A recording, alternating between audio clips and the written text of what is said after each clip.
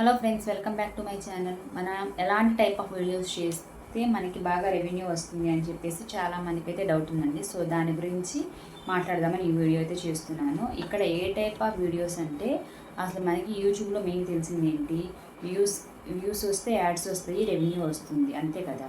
So ఏ వీడియోకి అయితే ఎక్కువ వ్యూస్ వచ్చినాయో దానికి ఖచ్చితంగా రెవెన్యూ అనేది మనకి జనరేట్ అవుతుంది. సో మ్యాక్సిమము ఎక్కువగా రెవెన్యూ వచ్చేది ఏంటి అంటే వ్లాగ్సేనండి. ఇప్పుడు వ్లాగ్స్ అంటే ఏంటి, వాళ్ళు ఏ కంటెంట్ అన్నా పెట్టనివ్వండి వ్లాగ్స్లో. అండ్ మోస్ట్లీ మ్యాక్సిమం ఎక్కువ లెంతే ఉంటాయి కదా వీడియోస్ అనేవి. మోస్ట్లీ 8 మినిట్స్ పైనే ఉంటుంది. 8 మినిట్స్ లోపే అయితే వ్లాగ్స్ ఎవరు చేయరు. మొత్తం రోజంతా జరిగేదంతా చూపించాలంటే 8 మినిట్స్లో అవ్వదు కదా, మిడిల్ యాడ్స్ వస్తాయి కదా. సో గ్యారంటీగా లాంగ్ వీడియోసే అప్లోడ్ చేస్తూ ఉంటారు. సో వ్లాగ్స్ చేసే వాళ్ళకి రెవెన్యూ బాగుంటుందండి గ్యారంటీగా. అదే మనం 8 మినిట్స్లో పెట్టామనుకోండి, వాటికి ఏంటి రెవెన్యూ స్టార్టింగ్లోనూ ఎండింగ్లోనూ యాడ్ వస్తుంది. చూస్తే స్టార్టింగ్లో యాడే చూస్తారు, ఎండింగ్లో యాడ్ చూడరు కదా, దానికి మనకి రెవెన్యూ వస్తుంది. అదేవిధంగా ఆ వ్లాగ్స్ ఛానల్కి రెవెన్యూ అనేది ఎక్కువగా ఉంటుంది. నెక్స్ట్ వచ్చేసి మ్యూజిక్ ఛానల్స్కి కూడా రెవెన్యూ ఎక్కువగా ఉంటుంది. మనం అంటే మ్యూజిక్ క్రియేట్ చేయలేం కదా, ఎవరైతే మ్యూజిక్ ఛానల్స్ ఉన్నారో వాళ్ళకి రెవెన్యూ బాగా వస్తుంది.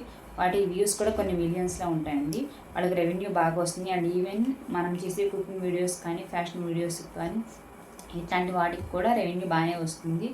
ఈవెన్ మార్కెటింగ్ రిలేటెడ్గా, డిజిటల్ మార్కెటింగ్ రిలేటెడ్గా, టెక్నికల్ రిలేటెడ్గా వీడియోస్ ఉంటాయి కదా, సో వాటికి కూడా రెవెన్యూ బాగానే వస్తుంది. ఈ రెవెన్యూ రావడం అనేది అంతా కూడా మన వీడియో పైన, డిస్ప్లే అయిన యాడ్స్ పైన ఉంటుందండి. ఏ టైప్ ఆఫ్ యాడ్స్ డిస్ప్లే అయ్యో దానిపైన మనకి వీడియోకి రెవెన్యూ అనేది జనరేట్ అవుతుంది. సో మనం పెట్టే టైటిల్ని బట్టి, అంటే ఫర్ సపోజ్ ఇప్పుడు ఈ ఛానల్ని తీసుకోండి, ఫర్ సపోజ్ ఈ వీడియో యూట్యూబ్ రిలేటెడ్ వాళ్ళే చూస్తారు.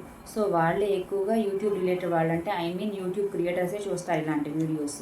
సో వాళ్ళు ఎక్కువగా ఏ కంటెంట్ అయితే చూస్తూ ఉంటారో దాన్ని బట్టి వాళ్ళకి ఆ యాడ్స్ అనేవి డిస్ప్లే అవుతూ ఉంటాయి అన్నమాట. ఇప్పుడు మీరు చూసినట్లయితే మీరు ఒక్కొక్కసారి మీ మనసులో అనుకున్నా కూడా ఏదన్నా కొనాలి అని చెప్పేసి ఆ యాడ్సే వచ్చేస్తూ ఉంటాయి అన్నమాట ఒక్కొక్కసారి. సో అలా ఉంటుంది అనమాట మనకి యూట్యూబ్లో. మనం గూగుల్లో సెర్చ్ చేసినా చాలు, మనం ఏదైనా గూగుల్లో సెర్చ్ చేసామనుకోండి పర్టికులర్ దాని గురించి, దాని రిలేటెడ్ యాడ్సే వస్తూ ఉంటాయి అన్నమాట. సో అలా ఉంటుంది, మనకి ఫోన్ మొత్తం జనరేట్ అయిపోతూ ఉంటుంది అనమాట.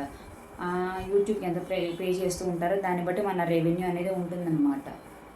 దేనికైనా రెవెన్యూ అనేది బాగానే వస్తుందండి, మనకి వ్యూస్ ఉంటేనే రెవెన్యూ వస్తుంది.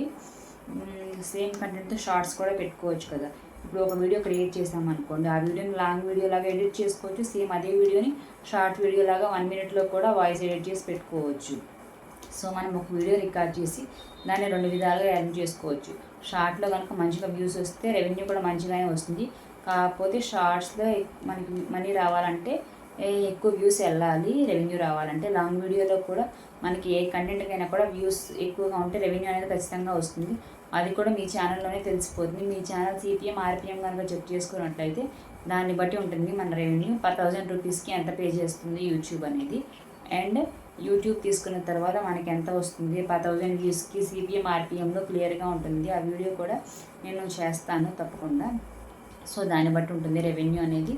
అందరు ఎక్కువగా చూసే టాపిక్స్ ఉంటారు కదా, లైక్ కుకింగ్ చూస్తూ ఉంటారు, మ్యూజిక్ చూస్తూ ఉంటారు, వ్లాగ్స్ కూడా చూస్తూ ఉంటున్నారు అనమాట. ఎక్కువగా ఆడియన్స్ చూసే కంటెంట్ కంపల్సరీ మంచి యాడ్సే ప్లే అవుతాయి.